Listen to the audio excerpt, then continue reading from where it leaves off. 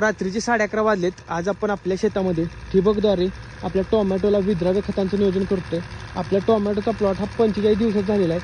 तुम्ही पाहू शकता इथे STPच्या साह्यानं या बॅलरमधील खत हे ठिबकमध्ये दाबायचं काम चालू आहे.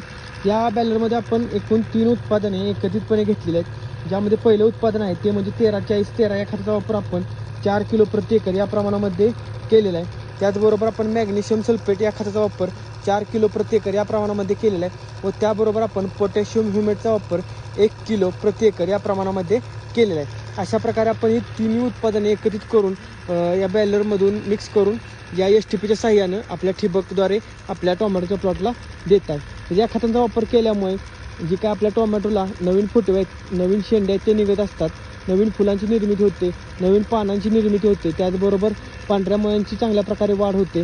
व शेतकरी मित्रांनो, महत्त्वाची गोष्ट म्हणजे तुमच्या पिकाची पाने रुंद, पसरट, जाड